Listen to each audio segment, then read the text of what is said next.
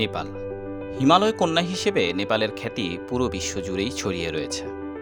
হিমালয়ের অপরূপ প্রাকৃতিক সৌন্দর্যই নেপালকে বিশ্ব দরবারে একটি অনন্য ও উচ্চাভিলাষী ভ্রমণ গন্তব্য হিসেবে প্রতিষ্ঠিত করেছে।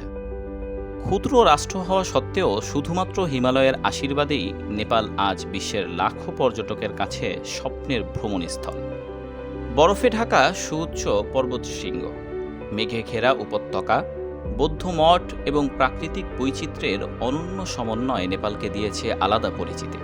প্রতি বছর বিশ্বের বিভিন্ন প্রান্ত থেকে অভিযাত্রী, পর্যটক ও প্রকৃতিপ্রেমীরা ছুটে আসে এই হিমালয় কন্যার সৌন্দর্য উপভোগ করতে। সাংবিধানিকভাবে নেপাল একটি ধর্মনিরপেক্ষ দেশ।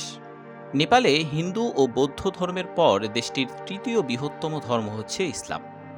দেশটিতে প্রায় 14,83,000 মুসলমান বসবাস করে, যা দেশটির মোট জনসংখ্যার 6.9%। গত কয়েক বছরে তাবলিগ জামাতের অক্লান্ত পরিশ্রম ও নিরলস দাওয়াতি প্রচেষ্টার ফলে নেপালে মুসলমানদের সংখ্যা ব্যাপক হারে বৃদ্ধি পেয়েছে।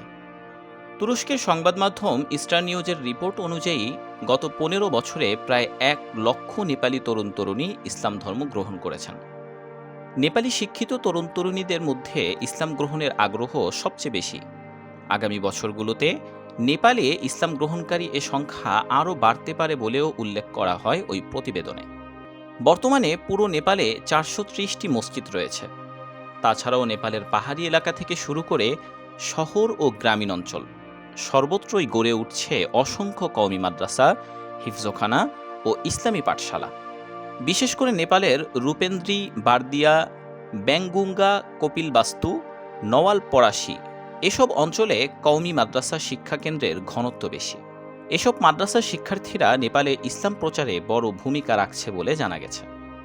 বন্ধুরা, আজকের পর্বে আমরা জানব নেপালের মুসলমানদের সম্পর্কে। তো বন্ধুরা, বিস্তারিত জানতে চ্যানেলটি সাবস্ক্রাইব করার অনুরোধ রইল। প্রাকৃতিক সৌন্দর্যের লীলাভূমি নেপালের সংখ্যাগরিষ্ঠ মানুষ হিন্দু ধর্মের অনুসারী হলেও জনসংখ্যার দিক দিয়ে নেপালে মুসলমানদের অবস্থান তৃতীয়। নেপালের মোট জনসংখ্যার 6% মানুষ মুসলমান।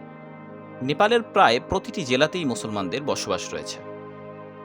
দক্ষিণ এশিয়ার মধ্যে নেপালই একমাত্র দেশ যেখানে সংখ্যালঘু মুসলিমদের জন্য সরকারি চাকরিতে কোটা সুবিধার বিধান রয়েছে। নেপালে সরকারি চাকরিতে মুসলিমদের জন্য 1% কোটা রাখা বাধ্যতামূলক রেখে আইন পাশ করেছে নেপাল সরকার। সারা বিশ্বে থাইল্যান্ডের পর নেপালই একমাত্র দেশ যেই দেশটি কখনো কোনো বিদেশি শক্তির উপনিবেশ হয়নি। আর ঠিক এই কারণেই নেপালের কোনো স্বাধীনতা দিবস নেই। নেপালে কুমারী নামক এক অনন্য প্রথা রয়েছে। সেখানে ছোট মেয়েদের দেবী হিসেবে পুজো করা হয়। বিশ্বাস করা হয় যে তাদের দেবী তালিজু এই কুমারীর শরীরে অধিষ্ঠান করেন। নেপালে 123টি ভাষা এবং 80টি জাতিগোষ্ঠীর মানুষ থাকা সত্ত্বেও ধর্ম বা জাতিগত ভিত্তিতে নেপালে কখনো জাতিগত বা সাম্প্রদায়িক দাঙ্গা হয়নি। এই দিক থেকে নেপাল অনেক শান্তিপূর্ণ অঞ্চল হিসেবে সারা বিশ্বে পরিচিত। যদিও ভারতের কট্টর হিন্দুত্ববাদী দলগুলো নেপালি মুসলিমদের বিরুদ্ধে ঘৃণার বিষ ছড়িয়ে দেওয়ার অনেক প্রচেষ্টা করেছিল, তবে নেপালের স্থানীয় জনগণ মুসলিমদের বিরুদ্ধে ভারতীয় এসব ঘৃণার বীজ সচেতনভাবে প্রত্যাখ্যান করেছে। 2025 সালে নেপালের জেনজি আন্দোলনের পর দেশটিতে বর্তমানে নতুন সরকার গঠিত হয়েছে। দেশটির নতুন প্রধানমন্ত্রীর নাম বালেন্দ্র শাহ। তিনি নেপালের ইতিহাসের সবচেয়ে কনিষ্ঠতম প্রধানমন্ত্রী, যার বয়স মাত্র 35 বছর। বালেন্দ্র শাহ প্রচণ্ড ভারত বিরোধী একজন ব্যক্তি। তিনি ক্ষমতায় বসার পরপরই ভারতের কালাপানি, লিপুলেখ এবং লিম্পিয়া ধুয়া অঞ্চলকে নেপালের মানচিত্রে অন্তর্ভুক্ত করে অফিসিয়াল মানচিত্র প্রকাশ করেন। সম্প্রতি নেপালের প্রধানমন্ত্রী বালেন্দ্র শাহ ভারতের পররাষ্ট্র সচিব বিক্রম মিশ্রির সঙ্গে দেখা করতে অস্বীকৃতি জানায়।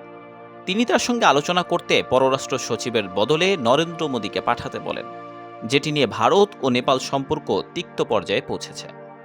2026 সালে নেপালের ইতিহাসে প্রথম একজন কওমি আলেম সংসদ সদস্য নির্বাচিত হন। নেপালের এই মুসলিম সংসদ সদস্যর নাম মুফতি মোহাম্মদ খালিদ সিদ্দিকী, যিনি নেপাল জমিয়তে ওলামায়ে ইসলামের সভাপতি। বর্তমানে নেপালের জেনজি তরুণদের আইকন হিসেবে পরিচিত বালেন্দ্র শাহ মন্ত্রিসভায় 2 জন মুসলিম মন্ত্রী রয়েছেন। এর মধ্যে সবচেয়ে আলোচিত মুসলিম মন্ত্রীর নাম গৌরী আলম যাদব। তিনি বালেন্দ্র শাহ মন্ত্রিসভায় শিল্প, বাণিজ্য ও সরবরাহ মন্ত্রী হিসেবে দায়িত্ব পালন করছেন। এছাড়াও রাষ্ট্রীয় স্বতন্ত্র পার্টিতে বিভিন্ন স্তরে মুসলিম সম্প্রদায়ের জনপ্রতিনিধি রয়েছেন। নেপালে মুসলিমদের প্রতি কোনো ধরনের বৈষম্য করা হয় না। নেপাল একমাত্র দেশ যার পতাকার আকৃতি পৃথিবীর অন্যান্য দেশ থেকে ভিন্ন।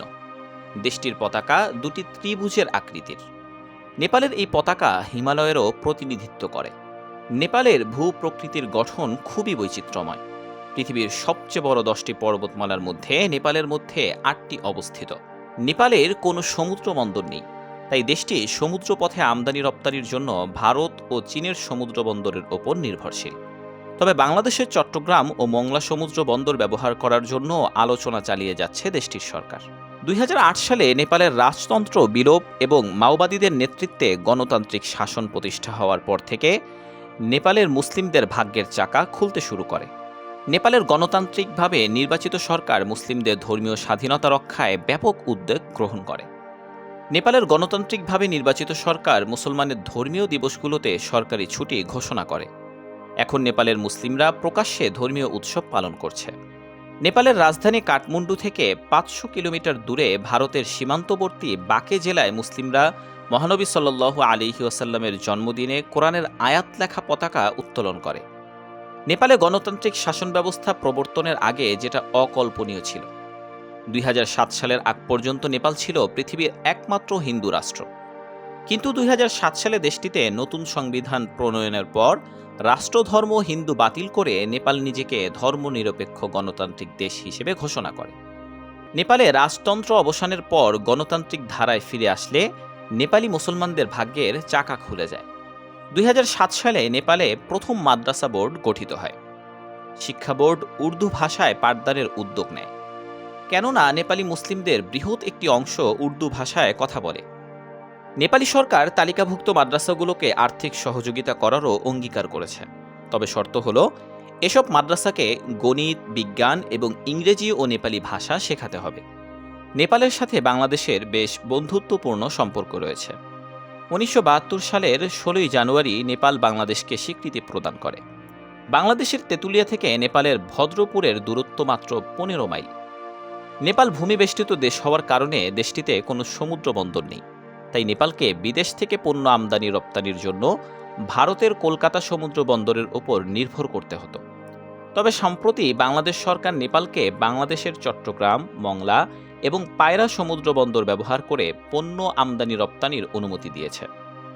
প্রতি বছর কয়েক হাজার নেপালি শিক্ষার্থী উচ্চশিক্ষার জন্য বাংলাদেশে আসে। বাংলাদেশে এসব নেপালি শিক্ষার্থীরা ডেন্টাল, মেডিকেল, নার্সিং, প্রকৌশল ও কৃষি বিষয়ে পড়ালেখা করতে আসেন। নেপালের প্রতি 3 জনের মধ্যে একজন ডাক্তার বাংলাদেশের মেডিকেল বিশ্ববিদ্যালয়গুলো থেকে MBBS ডিগ্রি অর্জন করেছেন। বাংলাদেশের মেডিকেল শিক্ষা ব্যবস্থা সম্পর্কে নেপালের শিক্ষার্থীরা বেশ উচ্চ ধারণা পোষণ করে। নেপালের অনেক নামকরা ডাক্তার বাংলাদেশের মেডিকেল বিশ্ববিদ্যালয়ের থেকে পাশ করে বের হয়েছেন। বর্তমানে 2500-এর বেশি নেপালি শিক্ষার্থী বাংলাদেশের বিভিন্ন শিক্ষা প্রতিষ্ঠানে পড়ালেখা করছে।